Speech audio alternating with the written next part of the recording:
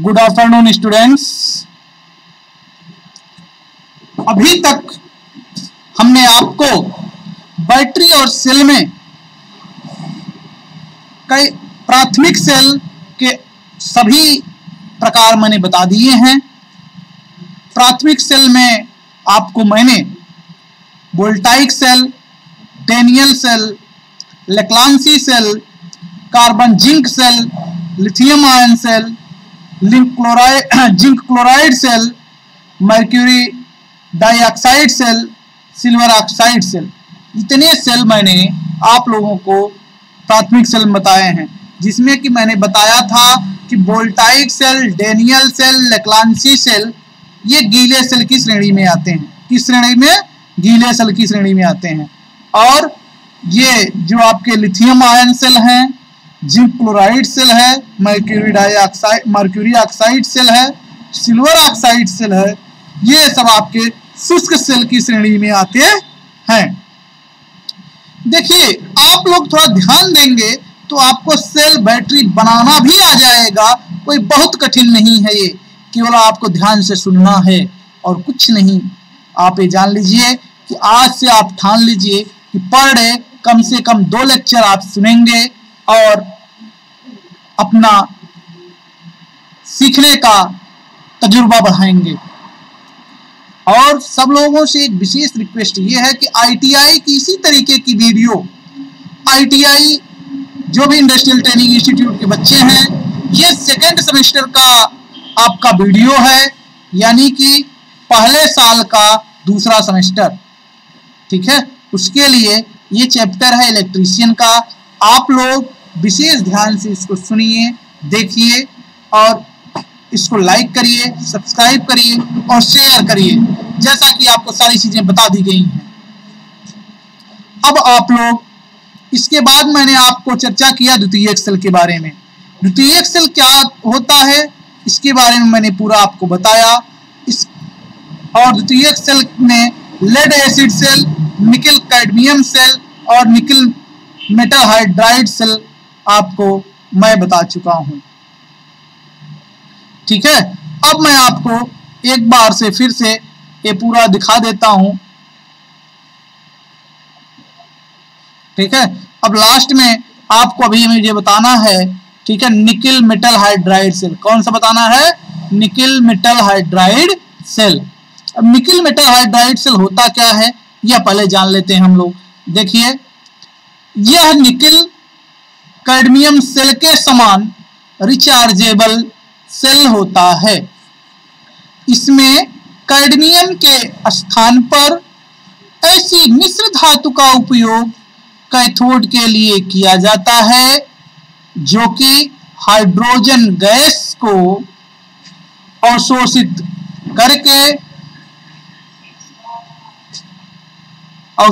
कर सके तथा निकल कैडमियम सेल के समान एनोड निकल ऑक्सीहाइड्राइड ऑक्साइड का बना होता है, ठीक है। इसमें एनोड किसका बना होता है? निकल ऑक्सीहाइड्राइड का, यानी कि NiOOH का, ठीक है। और इसमें एनोड बना होता है निकल ऑक्सीहाइड्राइड का, याद रखिएगा। किसमें? निकल मेटल हाइड्राइड सेल में, ठीक। अब आगे हम आप लोगों को बताते हैं कि ये देखिए, पहले इसकी संरचना देख लेते हैं सेल की पूरी। सेल देखिए कुछ इसी तरीके का बना होता है। पूरी बैटरी कुछ इस तरीके की होती है। ये देखिए रिचार्जेबल बैटरी आती है जो पेंसिल वाली। कभी कभी ये आप गोला सेल पाते हैं इस तरीके का, पेंसिल टाइप में सेल, और कहते हैं भाई हम इसको चार्ज कर लेते हैं, तब भी फिर हमारी दोबारा लाइट जलने लगती है। या इस टाइप का सेल आप लोग देखें, वीडियो रिकॉर्डिंग कैमरे में भी अक्सर लगे रहते हैं। ये आप रिचार्ज करते हैं, डाउन हो जाता है तो इसको लगाते हैं। पहले वाले कैमरे में भी आते थे, ठीक है। अब इसमें क्या होता है, देखिए यही सेल इस भाग में काट के दिखाया गया है, ठीक। अब यहाँ बीच में क्या होता है, ये मध्य में एनोड क्या है आपका, ये पॉजिटिव लेड है, ठीक है। और ऊपर जो लगा हुआ है ये सेफ्टी कैप लगा हुआ है। क्या लगा हुआ है? सेफ्टी कैप या सेफ्टी वेंट, ठीक है। और इसके ऊपर देखिए ये प्लास्टिक का कवर या मेटल का कवर लगा रहता है। और इसके बाद ये इसमें सेपरेटर लगे रहते हैं, मतलब अलग करने के लिए। ये जो आपकी बीच में होती है पॉजिटिव प्लेट होती है, ये आपकी निगेटिव प्लेट होती है, ठीक है, निगेटिव लेड प्लेट होती है, ठीक। अब यहां देखिए ये क्या है आपका निगेटिव कॉइन। जब ये जाके जुड़ता है तो निगेटिव वाला निगेटिव के साथ जुड़ता है और पॉजिटिव वाला पॉजिटिव के साथ जुड़ जाता है। यहां देखिए ये सेपरेटर लगा हुआ है और ये निगेटिव है, ठीक है।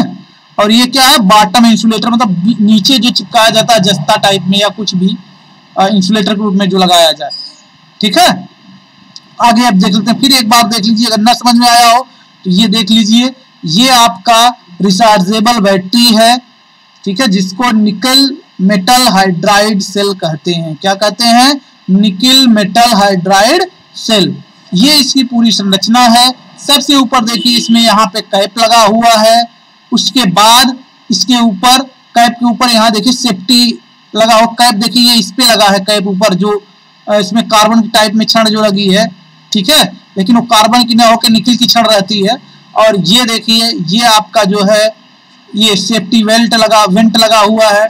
उसके बाद अंदर जब इसको खोलेंगे तो यहाँ एक सेपरेटर लगा रहता है, 3 सेपरेटर, ठीक है, 3 अलग अलग भाग में निकल और निकल हाइड्रोक्साइड रहते हैं, ठीक है। ये सारी चीजें इसमें रहती हैं। इसमें आपको निगेटिव और पॉजिटिव टर्मिनल अलग अलग किए रहते हैं। जब कभी खोलेंगे तो इसको पता चल जाएगा, ठीक है।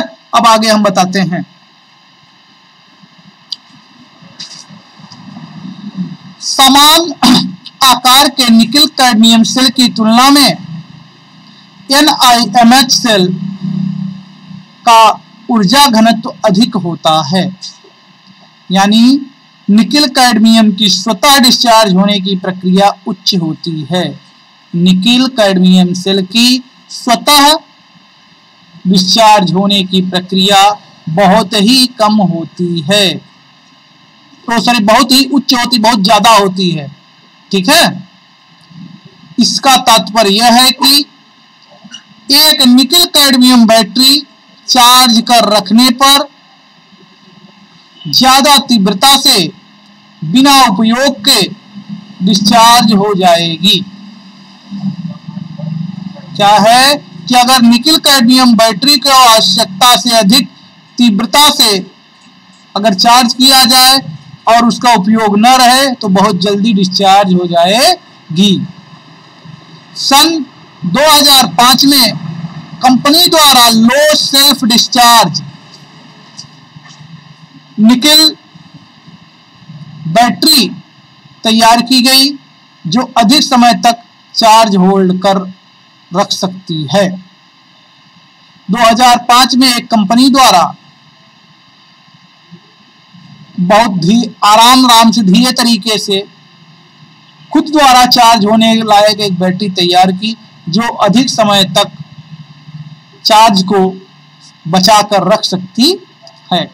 सामान्यतः डबल ए साइज के सेल यानी कि 1100 mA यानी मिली एम्पियर से 3100 मिली एम्पियर 1.2 वोल्ट के निर्मित होते हैं, ठीक है। इसमें वोल्टेज होता है 2 वोल्ट का, ठीक है, सॉरी 1.2 वोल्ट का। यह बैटरियां प्रथम 24 घंटे में 20% तथा बाद में 4% प्रतिदिन के हिसाब से स्वतः डिस्चार्ज होती रहती हैं। यानी कि इस तरीके की जो बैटरी होती है जब बनती है तो उसके पहले 24 घंटे में कंप्लीट होती, तो पहले 24 घंटे में 20% डिस्चार्ज हो जाती है और उसके बाद अगले 24 घंटे में फिर 4%, फिर अगले 24 घंटे में फिर 4%, इस तरीके से डिस्चार्ज होती रहती है। अतः इन्हें अधिक चार्ज करने की आवश्यकता होती है, यानी कि इनको अधिक करना पड़ता है।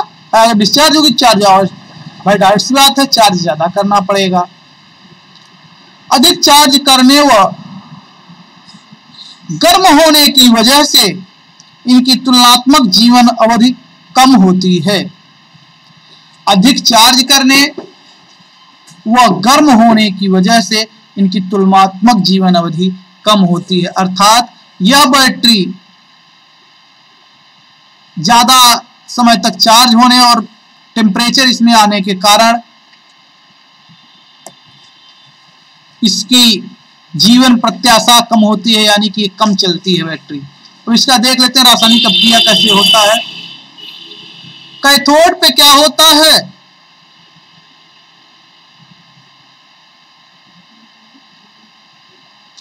कैथोड पे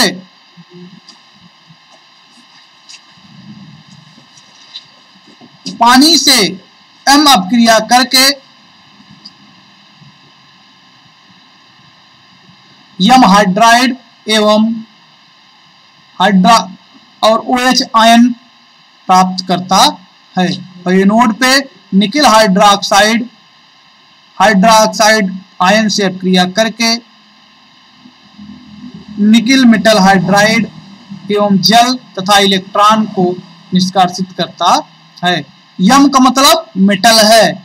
यम का मतलब क्या है? मेटल है। मेटल मतलब धातु, कोई भी धातु हो सकती है भाई। इसमें लोहा ले लो, शीशा ले लो, जो भी धातु के अंतर्गत आती है, जैसे फेरस हो गया यानी लोहा, ठीक है, मैग्नीज हो गया, आयरन हो गया, कोबाल्ट हो गया, निकेल हो गया, कॉपर हो गया, जिंक हो गया, ये जितनी भी धातुएं हैं, किसी भी धातु को आप ले सकते हैं, ठीक है, जो कि आयनन पैदा करे। मुख्य रूप से ये दो प्रकार से उपयोगी हैं। कैसे? ज्यादा प्रचलित प्रकार AB5 है, जिसमें A के अंतर्गत लैंथेनियम, सीरियम, नियोडिमियम, प्रेजियोडियम, दुर्लभ मृदा मिश्रण तथा B के स्थान पर निकिल, कोबाल्ट, मैग्नीज या एल्युमिनियम का उपयोग होता है। क्या होता है कि सबसे ज्यादा प्रचलित जो होते हैं इस सेल में AB5 तरीके के मेटल प्रचलित होते हैं। A के अंतर्गत लैंथेनियम, सीरियम, नियोडिमियम, प्रेजियोडियम और दुर्लभ मृदा के मिश्रण तथा B के स्थान पर निकेल, कोबाल्ट, मैग्नीज तथा एल्युमिनियम का उपयोग होता है। कुछ उच्च क्षमता वाले सेलों में AB2 प्रकार के मटेरियल का उपयोग होता है। यहां पर A टाइटेनियम या वैनेडियम, B जिरकोनियम, यहां लिखा है जिरकोनियम, जबकि जिरकोनियम उसका शुद्ध नाम है, ठीक है, ZR होता है। Zirconium, nickel, chromium, cobalt, iron या मैग्नीज होते हैं। उत्क्रमणीय क्रिया के कारण ये सभी मेटल हाइड्राइड कंपाउंड का मिश्रण बनाते हैं। उत्क्रमणीय अभिक्रिया होने के कारण ये क्या बनाते हैं? ये कंपाउंड मतलब यौगिक बनाते हैं, ठीक है। एक निकिल मेटल हाइड्राइड सेल समान आकार के निकिल कैडमियम सेल की तुलना में 2 से 3 गुना ज्यादा क्षमता रखता है। याद रखिएगा, एक निकिल मेटल हाइड्राइड सेल समान आकार के निकिल कैडमियम की तुलना में 2 से 3 गुना ज्यादा क्षमता रखता है। ये तो था आपका निकिल मेटल हाइड्राइड सेल। कौन सा था ये? Nickel metal hydride cell. अगला है आपका, अगला प्रकार है, अभी तक अगर आप लोग लाइक नहीं किए हैं तो लाइक कर दीजिए, शेयर नहीं किए हैं शेयर कर दीजिए, सब्सक्राइब नहीं किए हैं सब्सक्राइब कर दीजिए, जिससे कि मैं जितनी भी वीडियो अपलोड करूं वो आपको मिलती रहे। साथ ही साथ आपको सारी सूचनाएं भी प्राप्त होती रहें, ठीक है। अगला मैं आपको बताने जा रहा हूं valve regulated lead acid battery. Valve regulated lead acid battery, इसका मुख्य उपयोग क्या है, कहां होता है, ये आपको मैं आज बताऊंगा, ठीक है। ये बैटरियां 1994 से बाजार में उपयोग हेतु उपलब्ध हुई है। कौन सी battery? Valve regulated lead acid battery. Valve regulated lead acid battery को बहुत ही कम रख रखाव की आवश्यकता होती है, अतः यह मेंटेनेंस फ्री बैटरी होने का भ्रम पैदा करती हैं। क्या कह रहे हैं कि ये बैटरी यानी valve regulated lead battery VRLA 1994 से मार्केट में उपयोग के लिए उपलब्ध है और ये एक भ्रम पैदा करती है कि ये मेंटेनेंस फ्री बैटरी है, इनके रखरखाव में बहुत कम, इनके रखरखाव में ध्यान देने की बहुत कम आवश्यकता होती है, परंतु यह बैटरी बहुत ही कम मात्रा में गैस उत्सर्जित करती है। यह बैटरी क्या करती है? बहुत ही कम मात्रा में गैस उत्सर्जित करती है और इन्हें निश्चित समय अंतराल में अशुद्ध जल भरने की आवश्यकता भी नहीं होती है।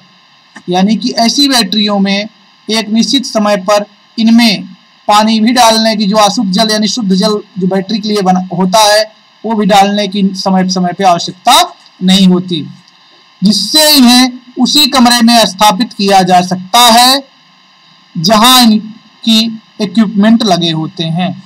कारण यह है कि जब इसमें बहुत ज्यादा एसिड अशुद्ध जल के पड़ने की जरूरत है नहीं, तो ये इसमें उसी स्थान पे इसको रखा जा सकता है जहां पे आपके सारे इक्विपमेंट रखे रहते हैं, इससे कोई दिक्कत नहीं होती।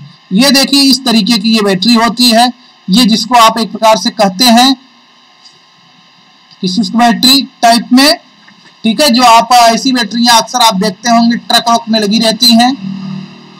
बैटरी बाहर से इस तरीके की दिखाई पड़ती है, ठीक है, अंदर उसके देखिए ऐसे ऐसे दो प्लेटें होती हैं, एक एनोड होती है, एक कैथोड होती है, उसके बाद इसमें पतली पतली और एनोड कैथोड की प्लेटें लगी रहती हैं, बीच में सेपरेटर लगा रहता है। क्या लगता है? सेपरेटर, जो एक दूसरे को टच करने से बचाता है, ठीक है, अलग करने के लिए। वही चीज आगे यहाँ बताया गया है। इन बैटरी की प्लेटें उच्च करंट घनत्व की होने से तुलनात्मक रूप से आकार में छोटी होती हैं एवं स्ट्रेप्ड स्टार्ड इलेक्ट्रोलाइट प्रिंसिपल पर आधारित होने से यह किसी भी स्थिति में स्थापित की जा सकती हैं। यानी कि ये बैटरियां बहुत छोटी, मतलब छोटी होती हैं और बैटरियों की तुलना में, और इनकी क्षमता जो होती है उच्च होती है, उच्च करंट घनत्व की क्षमता होती है, और ये इलेक्ट्रोलाइट प्रिंसिपल पर आधारित होने से किसी भी स्थिति में स्थापित की जा सकती हैं। अब इनके उपयोग में ली जाने वाली सावधानियां, इनके उपयोग करते समय में कौन कौन सी सावधानियां रखनी चाहिए। उपयोग में ली जाने वाली सावधानियां, पहली सावधानी क्या है? बैटरी की उम्र तथा गुणवत्ता बढ़ाने के लिए तापक्रम 27 डिग्री से कम होना चाहिए। बैटरी की उम्र तथा गुणवत्ता बढ़ाने के लिए तापक्रम 27 डिग्री से कम होना चाहिए। ये किसके लिए है? ये valve regulated lead acid battery को उपयोग में लाने वाली सावधानियां हैं। पहली सावधानी फिर से एक बार देख लीजिए, बैटरी की उम्र तथा गुणवत्ता बढ़ाने के लिए, यानी बैटरी ज्यादा दिन चलाने के लिए आपको तापक्रम 27 डिग्री से कम, यानी कि इस पे तापमान 27 डिग्री से कम रखना चाहिए। दूसरा पॉइंट क्या है?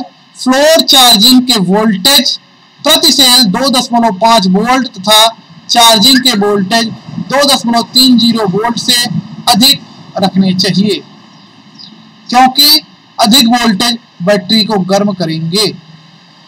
मतलब यह है कि बैटरी को चार्ज करने के लिए 200 प्रति वोल्टेज प्रति सेल, वोल्टेज प्रति सेल, यानी जितने सेल लगे हो, जैसे कोई 6 वोल्ट की बैटरी है तो 6 में 2.25 का गुणा कर दीजिए, यानी कि 6 दूनी 12 और 1.5 13.5 वोल्ट चाहिए 6 वोल्ट की बैटरी के लिए। इसी तरीके से कैलकुलेशन कर लीजिए आप, ठीक है। अब इसी तरीके से चार्जिंग पॉइंट कितना? 2.30, यानी कि आपका लगभग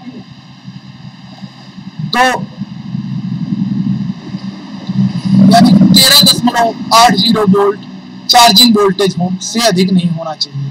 क्लियर है? चलिए आगे आप देखिए कभी भी जब लोग बैटरी का वोल्टेज मापते हैं तो 12 वोल्ट ही दिखाई पड़ता है। चाहे बड़ी वाली बैटरी होती जो 12 वोल्ट के 12 वोल्ट दिखाई पड़ता है, जबकि पूरे कई फैन उससे चलते हैं, कई टीवियां चलती हैं, ठीक है, सारा चीज होता है, लेकिन वोल्टेज क्या दिखाता है? 12 वोल्ट। क्लियर है? जी हाँ, इसीलिए तो 0.1 सी चार्जिंग करंट कंपनी द्वारा रिकमेंड किया जाता है, यानी कि 0.1% इधर उधर चार्जिंग करंट, मतलब कि ऊपर नीचे चार्जिंग करंट कंपनी द्वारा रिकमेंड किया जाता है। इससे ज्यादा अगर कम ज्यादा होती है तो बैटरी को खराब मान लिया जाता है। ठीक है, बैटरी की उम्र बढ़ाने के लिए चार्जर वोल्टेज रेगुलेटेड होना चाहिए। बैटरी की उम्र बढ़ाने के लिए चार्जर वोल्टेज रेगुलेटेड होना चाहिए, जिससे बैटरी का तापक्रम कंट्रोल किया जा सके, यानी कि जिसके फलस्वरूप उसमें कोई अगर ताप बढ़ता है, कारण कि बैटरी को हमें 27 डिग्री पर ही रखना होता है, अगर उसमें किसी तरीके की हीटिंग आती है तो उसके लिए हमें चार्जर वोल्टेज रेगुलेटेड होना चाहिए।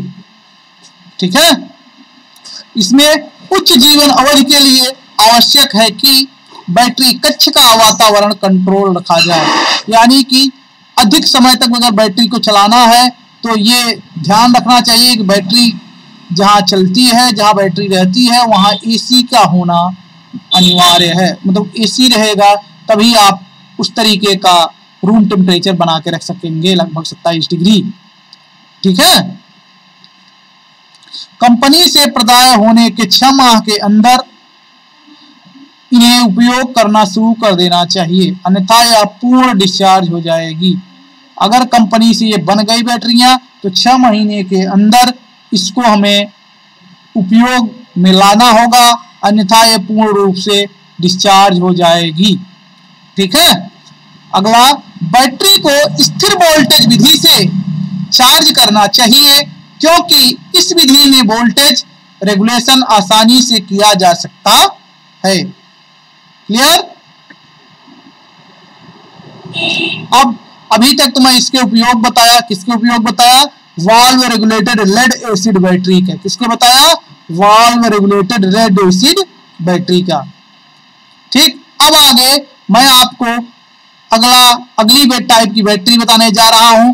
अगर अभी तक आप चैनल को सब्सक्राइब नहीं किए हैं, लाइक नहीं किए हैं, तो लाइक करिए, सब्सक्राइब करिए, शेयर करिए, ज्यादा से ज्यादा मित्रों में आप अपने शेयर करिए, और आप लोगों को जैसा बताया गया है उस पूरी प्रक्रिया को फॉलो करिए, जिससे कि आप लोगों का ज्ञान बढ़ सके, नॉलेज बढ़ सके, और आप लोग आगे अपने एग्जाम्स में सफल हो सकें। बरला बैटरी की मॉनिटरिंग का शेड्यूल। अगली बैटरी है बरला बैटरी, इसकी मॉनिटरिंग का शेड्यूल यहां पे लिखा हुआ है, मैं बता देता हूं। प्रतिदिन सभी बैटरी के प्रत्येक सेल का तापमान तथा वोल्टेज जांचना,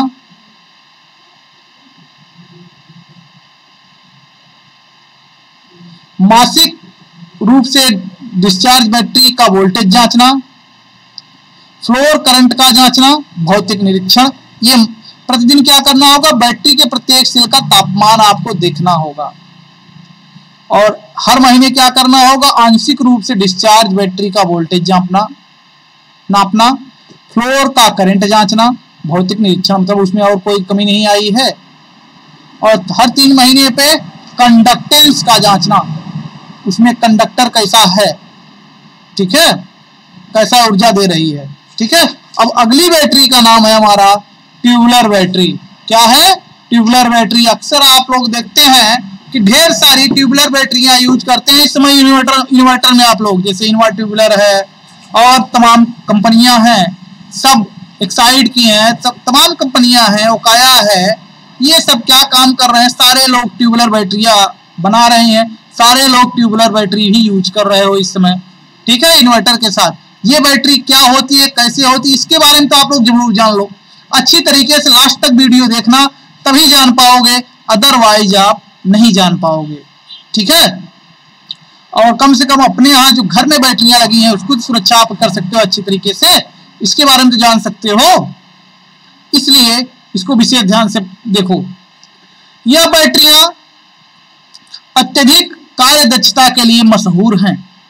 ये अपने जीवन काल में 80% डिस्चार्ज लेवल तक 1400 बार से अधिक चार्ज एवं डिस्चार्ज की जा सकती हैं। यानी कि ये बैटरियां 1400 बार चार्ज की जा सकती हैं और 1400 बार डिस्चार्ज की जा सकती हैं अपने जीवन काल में। ठीक है, यानी कि बैटरी लिए पूरा डिस्चार्ज कर दिए, फिर चार्ज किए, मतलब ऐसा 1400 बार करेंगे तब तक ये बैटरी आपकी काम करती हैं। इस तरीके की इतनी उच्च कैटेगरी की होती हैं। प्रत्येक प्लेटों में सभी प्लेट ग्रिड तथा ट्यूबुलर प्लेटों के स्पाइंस 2.5% एंटीमनी मिश्र धातु के स्वचालित उच्च दबाव मशीन से एक जैसे ढाले जाते हैं। क्या किए जाते हैं भाई? इस तरीके के जो होते हैं बैटरियां, ये एक विशेष प्रकार की मिश्र धातु जो एंटीमनी है, जिसका प्रमाण, जिसका संकेत है Sb,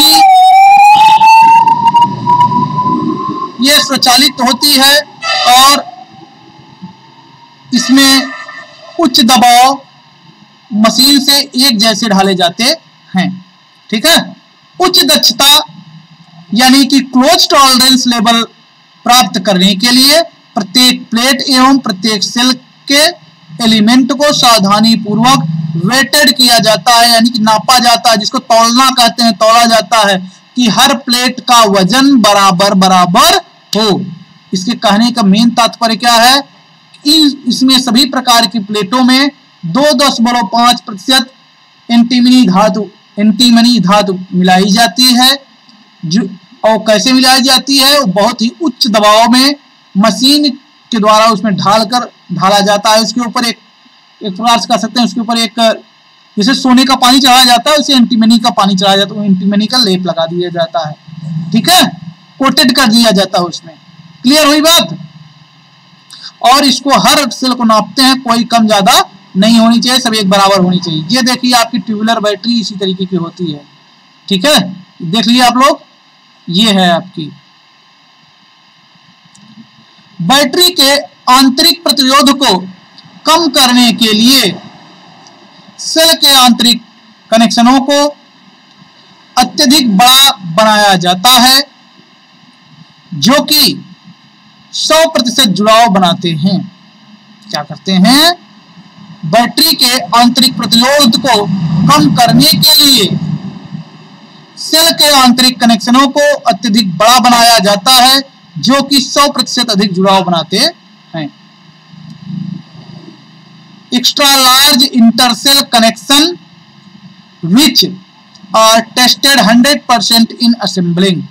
यही चीज अंग्रेजी में लिखा है कि बैटरी के आंतरिक प्रतिरोध को कम करने के लिए सेल के आंतरिक कनेक्शनों को अत्यधिक बड़ा बनाया जाता है, जो कि 100% जुड़ाव बनाते हैं, तथा उच्च सांद्रता hyper porosity high porosity polyethylene वाले सेपरेटर, मजबूत एवं उच्च तन्यता high tensile polyethylene pocket separator का उपयोग होने से हाई डिस्चार्ज एवं चार्ज की अचानक होने वाली दुर्घटना से बकलिंग के कारण शॉर्ट होकर बैटरी के परमानेंट फेल्यूर फॉर्म में जाने की समस्या समाप्त होकर भरोसा प्रदान करती है। अब इसको हम बताते हैं, समझ लीजिए क्या होता है कि ये बैटरी कुछ इस तरीके से आंतरिक कनेक्शनों के द्वारा बनाई जाती है कि एक दूसरे जो होते हैं इंटरकनेक्शन, जो अंदर अंदर एक दूसरे से जुड़े रहते हैं, उनका जुड़ाव 100% सही होता है तथा इनके बीच संबंधता बहुत हाई होती है। मतलब इनके प्लेटों के बीच जो रंध्राकाश होता है वो बहुत कम होता है और ये रंध्राकाश एक दूसरे से इतना ज्यादा होता है कि एक दूसरे से आजकल अलग होने के चांस ही नहीं होते हैं। ठीक है, और इसमें अगर जैसे आप कहते हैं मान लीजिए किसी तरीके से अलग होने लगे, अलग होने की संभावना बनने लगी, उस परिस्थिति में इनकी तन्यता इतनी अधिक ज्यादा होती, इलास्टिसिटी, इसको जैसे आपका रबड़ तनता नहीं है, जैसे इलास्टिसिटी इनकी इतनी हाई होती है, इलास्टिसिटी ठोस वस्तुओं की ज्यादा होती है, रबड़ की कम होती है। पता रखिएगा, जानिएगा, प्रत्यास्था में आपको बताया जाएगा आगे, ठीक है। तो पॉलीएथिलीन पैक, और इसको अलग प्लेटों को अलग अलग कैसे सेपरेट करते हैं, कारण कि सभी प्लेटें एक दूसरे में सटी रहेंगी, तुरंत शॉर्ट करके जल जाएंगी। तो इसको कैसे सेपरेट किया जाता है, ये पॉलीथीन पैकेट मतलब हाई क्वालिटी के आपके प्लास्टिक से इनको क्या किया जाए, चारों तरफ से ढका जाता है, जिससे इनके शॉर्ट होकर मतलब बैटरी को शॉर्ट होने के चांसेस एकदम 0% हो जाते हैं। इस तरीके की कोई समस्या इसमें नहीं आती है, ठीक है। इसके फायदे 10 साल से ज्यादा जीवन अवधि, इस तरीके की बैटरियां 10 साल से ज्यादा तक समय तक चलती हैं। कितना चलती है, 10 साल से ज्यादा जीवन अवधि की होती है। लेकिन अगर इतनी चीजें आप ध्यान देंगे तब, शॉर्टिंग नहीं होगी आप बैटरियों में तब, ठीक है। बहुत कम अशुद्ध जल का नुकसान, इस टाइप की बैटरियों में बहुत कम अशुद्ध जल का नुकसान होता है। बहुत ही कम स्वतः अनावेशित होने की प्रवृत्ति के कारण लंबे समय तक चार्ज अवस्था में संग्रहित किया जा सकता है। इस टाइप की बैटरियों को बहुत कम स्वतः मतलब खुद के द्वारा अनावेशित होने की प्रवृत्ति के कारण लंबे समय तक चार्ज अवस्था में इसको रखा जा सकता है। सभी एक जैसी बैटरियों का आंतरिक प्रतिरोध एक जैसा होने से बैटरी बैंक बनाना आसान है। इस प्रकार जितनी बैटरियां होती हैं सबका आंतरिक प्रतिरोध एक जैसा ही होता है। इस प्रकार के बैंक में मिस बैलेंस होने का खतरा नहीं होता है। इस प्रकार के जितना भी बैंक बैलेंस होता, जितना भी मतलब की बैटरियां होती हैं, अगर इस तरीके की हैं उनको अब एक साथ रख सकते हैं, कोई दिक्कत उसमें नहीं है। बार बार उनका ये नहीं नापना है कि भाई इसका कितना वोल्टेज है, इसका कितना वोल्टेज, ऐसा नहीं होता, उस सबका वोल्टेज एक बराबर होता है। कम आंतरिक प्रतिरोध होने से डिस्चार्ज होने पर भी उच्च वोल्टेज देती हैं तथा लोड पर एक्स्ट्रा बैकअप देती हैं। बेड प्लग सेमरिक के बने होने से अशुद्ध जल के वाष्पीकरण को बैटरी से बाहर जाने से रोकते हैं। इसमें जो बैंड प्लग लगे होते हैं, जो बैंड प्लग होते हैं जो कैप टाइप में लगा होता है ऊपर, और सेमरिक के बने होने से ये क्या काम करते हैं, जो ऊपर ढक्कन लगाता होता है, भाई बैंड प्लग का मतलब ढक्कन होता है, अपनी भाषा में जान लो, जो ढक्कन लगा होता है बैटरी के ऊपर, को बंद रखने से क्या होता है कि जो उसके अंदर पानी डाला जाता है, अपनी भाषा में आप लोग पानी ही कहते हो, वो वाष्पीकरण होने से रोकते हैं, ठीक है। बस ये इतना ही आज के लिए, और ये आज आपका बैटरी और सेल का टॉपिक पूरी तरीके से समाप्त हो गया।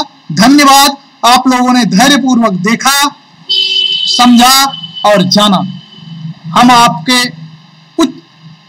उज्जवल भविष्य की कामना करते हैं, और आप लोग पढ़िए, घर पे रहिए, सुरक्षित रहिए। कोरोना गवर्नमेंट द्वारा जारी की गई कोविड-19 की गाइडलाइन को आप फॉलो करिए, और घर में रहिए, ज्यादा बाहर निकलने का प्रयास मत करिए। धन्यवाद।